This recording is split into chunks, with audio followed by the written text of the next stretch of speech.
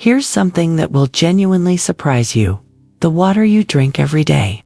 The healthy habit everyone tells you to do more of, may be the exact reason you can't sleep through the night.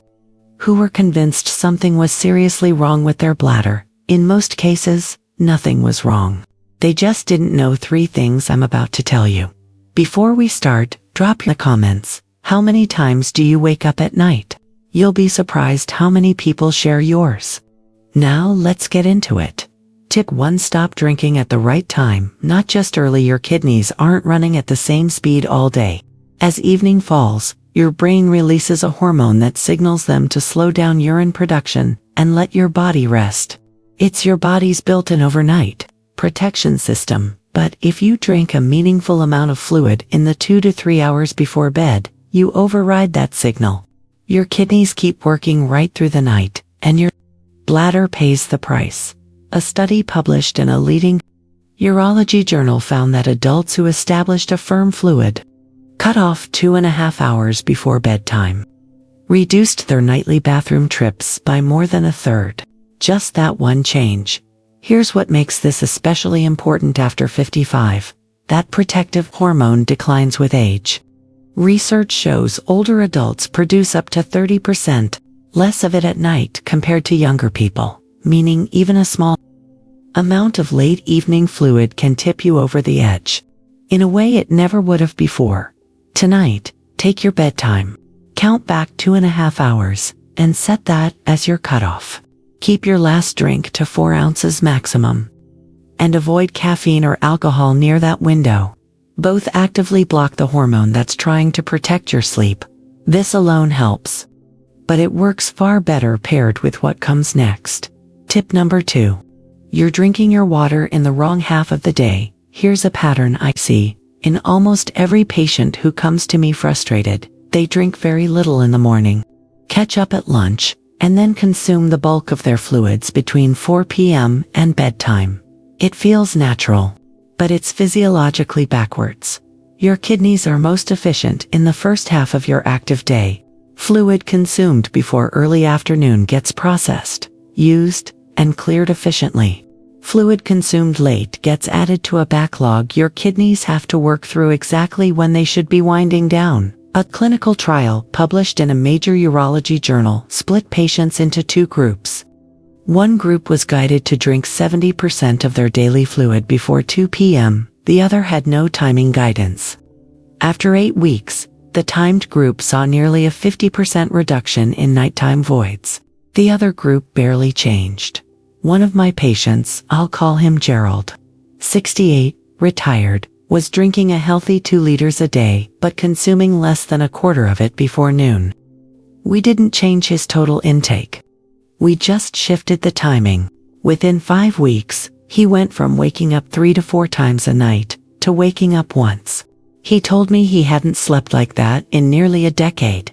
If you're over 60, there's one more reason this matters. The thirst signal weakens with age. You genuinely don't feel thirsty in the morning, even when you need fluid. So you delay drinking until late, then overcompensate. It's a cycle that quietly destroys your sleep. Starting tomorrow, drink a full glass of water before your coffee. Get to more in before noon. After 5 p.m., sips only. That's the whole shift. Now, those 2 habits are powerful. But for many of my most exhausted patients, they weren't enough, because something invisible was happening every night that had nothing to do with what they drank before bed. That's number 1. Tip 3. The hidden flood your body creates while you sleep. This is the concept that has changed outcomes for more of my patients than anything else in 20 years of practice. For many adults, especially those over 60, waking up at night to urinate is not a bladder problem. It's a gravity problem, a sodium problem, a daytime fluid storage problem. Here's what happens. A moderate to high sodium diet, which describes most people, causes your body to pull fluid out of circulation and deposit it in the soft tissues of your lower legs throughout the day. You may not see obvious swelling, but the fluid is there. The moment you lie down to sleep, gravity disappears as a factor. That stored fluid migrates upward, re-enters your bloodstream, reaches your kidneys, and gets converted to urine. Your bladder fills within 60 to 90 minutes of you falling asleep. Not because of anything you drank at night, but because of what pooled in your legs at 3 in the afternoon. Researchers in Japan enrolled over 300 adults with frequent nighttime waking and asked them to reduce their daily salt intake by roughly 2 grams per day.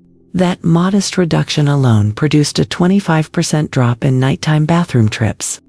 A follow-up study added one more element, 30 to 45 minutes of afternoon leg elevation, and saw combined reductions in nocturnal urine volume of over 50%. A patient I'll call Helen, 74, had been waking 4 to 5 times a night for 4 years. Medications hadn't worked. Fluid restriction had left her miserable. When I ran a 24-hour urine test, over 65% of her daily urine was being produced at night, a textbook sign of this mechanism. Her sodium was over 4,000 milligrams a day. We brought it to under 2,000. We added afternoon leg elevation before dinner. Combined with the timing habits we've discussed, within 6 weeks, she was waking up once or twice. She wept at her follow-up your action plan. Spend a few days reading sodium labels. The hidden sources are bread, canned soups, deli meats, and restaurant food. Aim for under 2,300 milligrams. And if you sit for long periods in the afternoon, prop your legs up on a pillow for 30 minutes before dinner. Let gravity clear that fluid while you're still awake, so your bladder doesn't have to deal with it at midnight. Here's the complete system. 3. Fluid cutoff 2.5 hours before bed. Small final drink. No caffeine or alcohol near bedtime. 2. Front load your hydration. Drink most of your water before 2 p.m. Start every morning with a glass before anything else. 1. Reduce sodium. Elevate your legs in the afternoon. Stop the hidden flood before it ever reaches your kidneys at night. These 3 strategies compound. Each one amplifies the others. Your body is not broken. It has a built-in system for protecting your sleep. It just needs the right conditions to work. Which of these will you start first? Tell me in the comments. Subscribe to my channel, Human Circuitry TV. If this helped you, share it with someone who's losing sleep right now and doesn't know why. And subscribe, because what I'm covering next connects nighttime urination to something most doctors never think to check. You now know what most people never figure out. Use it.